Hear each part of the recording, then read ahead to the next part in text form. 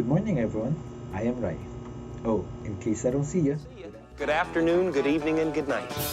some of you all might have recognized that line from the movie The Truman Show.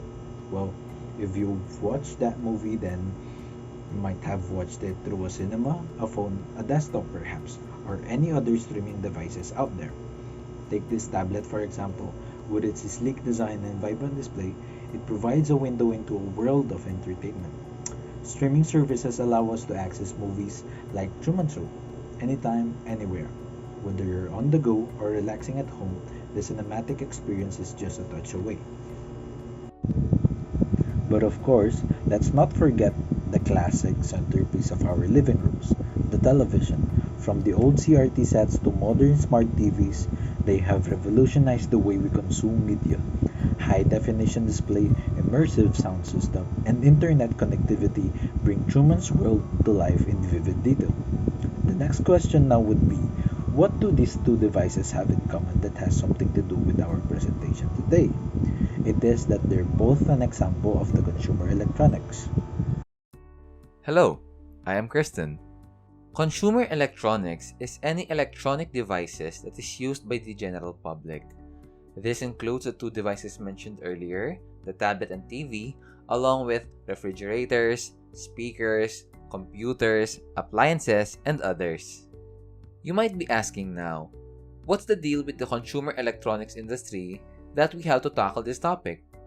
Well, these devices often contain REEs, or what we call rare earth elements, which are essential to their production. However, resource scarcity, or the limited availability of resources required to meet demand, now poses a challenge with the rapid development of technology. In the context of consumer electronics, this refers to the increased demand for rare metals and minerals essential to the production of these devices. Let us now explore the relationship between resource scarcity and consumer electronics. We have stated earlier that there is an increased demand for REEs. A study conducted by Dr. Hack, a scientist from Commonwealth Scientific and Industrial Research Organization, and his fellow researchers reinforces these claims with their paper, stating that world production cannot keep up with the demand, thus straining production processes and supply chains. Well, the increased demand for REEs has affected the supply chains of the consumer electronics field. Take note that these metals are crucial components of electronic devices and for many green technologies. The annual demand for rare earth metals doubled to 125,000 tons in 15 years and is projected to reach 315,000 tons in 2030, driven by increasing uptake in green technologies and advancing electronics. This increasing demand puts pressure on global supply and can lead to a reliance on mining, which can have drawbacks such as high cost, environmental damage, pollution, and risks to human safety.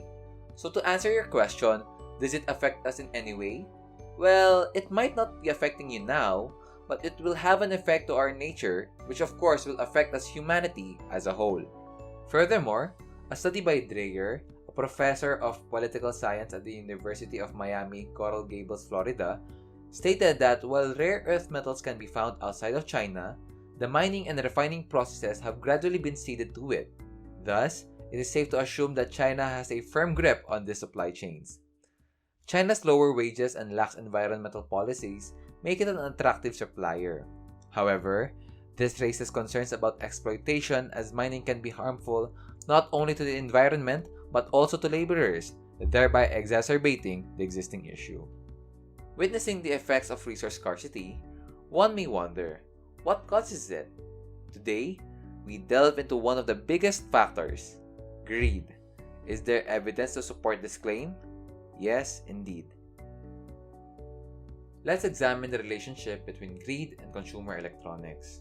As Dr. Will Kenton, an expert on the economy, explains, companies and manufacturers are driven by profit, the lifeline of their business. However, problems arise when this pursuit of profit crosses a line, leading to something called planned obsolescence. But the negative consequences extend beyond our desire for the latest gadgets. Let's explore the connection between greed and the mining of resources such as rare earth metals and cobalt. In a paper by Martin and Isles, They shed light on the exploitative practices and unethical sourcing of these valuable resources. Sadly, greed often lies at the root of these issues. Instances of land expropriation, civil unrest, human rights abuses, and child labor emerge from the pursuit of profit.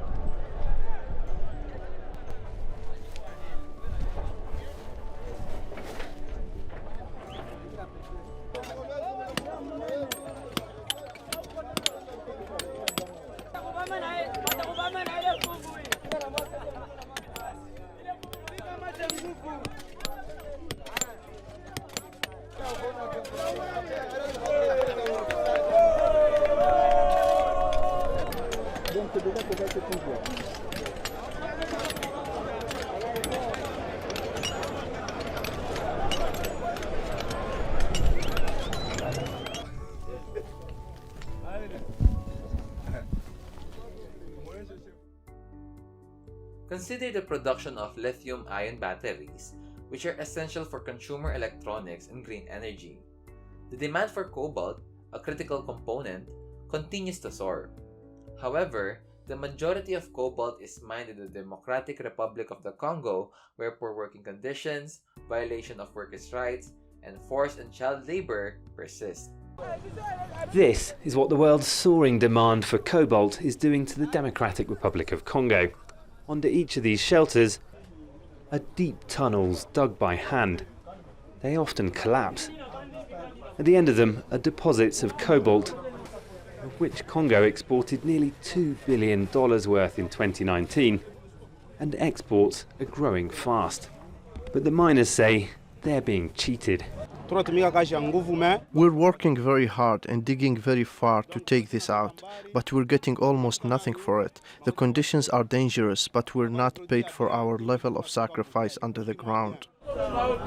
And the sacrifices are great. The miners working here say when they enter the shaft, it takes them 1.5 hours to climb all the way down and then through the narrow tunnels to reach the rock face where they're cutting out the cobalt. End of their shift, it takes them even longer to climb all the way back up, and it doesn't look safe at all. There are cracks in the sides of the earth and it's propped up with tree branches and thin timbers. People here told us 2 miners were buried alive the day before we visited. When they didn't come home from work, their wives came here to find out what happened. They're waiting for the bodies to be dug out. The week before, people told us these men died here in another collapse.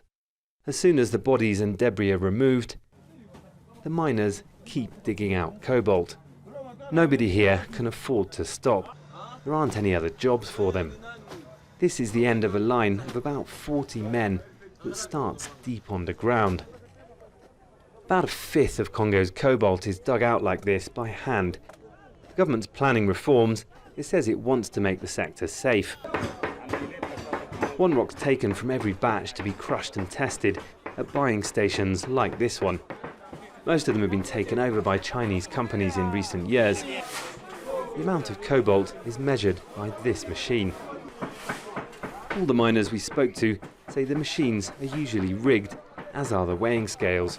Are they taking us for fools or slaves? When we take our minerals to the Chinese, they cheat us on the quality and the weight. How can we, as Congolese, benefit from this way of working? Days spent digging out earth or rock without any cobalt aren't paid at all. These men have had better luck. They gather at the mine's edge to divide their cash. On the best days, they say they can make about $12 each, but usually it's less than half that. Much of the cobalt will go into the batteries of the world's latest electric cars. Now that we have shown the negative effects of resource scarcity when combined with greed, let's take a look into the matter using the big history lens. Other than greed, we know that it is also connected to growing population, growing consumer electronics industry. First, let's consider the ever-growing population. According to the United Nations World Population Prospects, our population has been steadily increasing over the past 3 years. This exponential growth brings new challenges, particularly when it comes to resource scarcity. Just as in the agricultural stage of big history, where advancements were made to meet the needs of a growing population, we now find ourselves seeking innovative solutions to sustainably provide for the masses. In the realm of consumer electronics, advancements have been remarkable.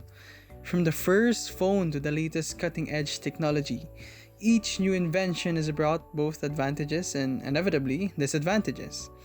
One pressing concern is the use of finite materials that are crucial for our planet's ecological balance. Although quantifying these advantages and advantages is quite complex, there is a clear increase in demand for rare earth metals and minerals. However, it is crucial to recognize the role of marketing and consumer manipulation in this process. Marketing strategies play on our innate fear of missing out, fueling our fascination with the latest and greatest products.